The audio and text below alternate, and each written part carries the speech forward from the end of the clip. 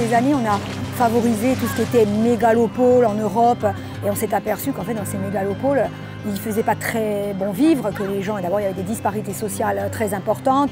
Et puis, dans la période du Covid, on a vu aussi qu'il y manquait beaucoup de choses pour respirer dans ces grandes villes.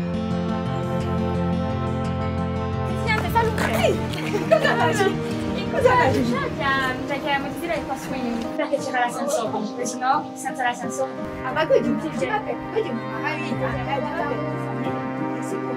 Sur Bastia, il y avait un besoin de réaliser un certain nombre d'infrastructures permettant de renforcer le lien social et la connexion entre différents quartiers de la ville.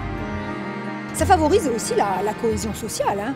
La question c'est comment on fait pour améliorer la vie des gens? Améliorons l'extérieur, qu'il puisse y avoir des gens qui sortent, discuter, partager leurs difficultés, mais aussi partager leur bonheur.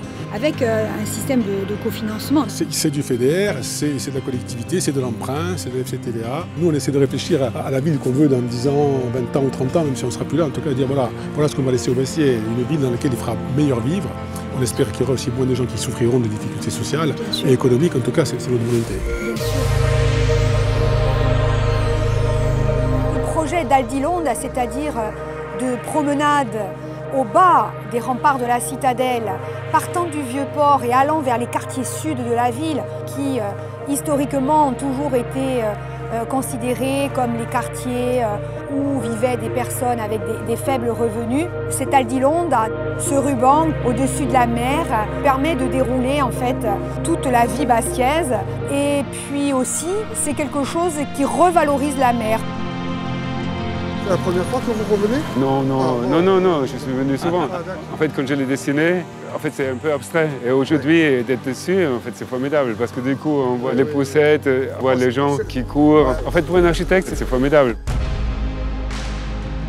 Ce qui est intéressant dans ce type d'ouvrage, c'est qu'on est à la fois confronté à un monument et en même temps à la nature, à la mer. Et on crée une promenade, on crée un cheminement et on crée un support sur lequel les gens évoluent. On les met dans une situation où ils ont des perspectives totalement inattendues et en plus ils peuvent s'en servir. C'est une sorte de scène dans le paysage. C'est les gens qui font le spectacle et je pense que nous on est là pour créer le support.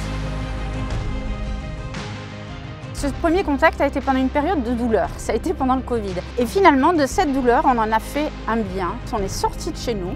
Puisqu'on avait le droit de sortir pour faire une heure de sport. Nous, on venait danser dans les rochers et on a découvert un autre Bastia, en fait. On a découvert les rues, on a découvert tout le potentiel de la ville. Il faut arrêter de s'enfermer dans des théâtres et il faut être dehors. C'est quand même un magnifique projet culturel. Je pense que pour une artiste, c'est quelque chose de fantastique. Ah, complètement. Quand on a découvert le projet final terminé, on s'est dit c'est pas possible de ne pas appréhender ce site et de ne pas y faire quelque chose de magnifique parce qu'on a envie de le sublimer, on a envie d'y faire des spectacles au vent, devant la mer, parce que ça donne une sensation de liberté. Quand on revient dans un théâtre, on se sent enfermé. Je ne peux pas vous expliquer ce qui se passe, c'est unique la sensation. Il y a ça nulle part ailleurs. C'est clair.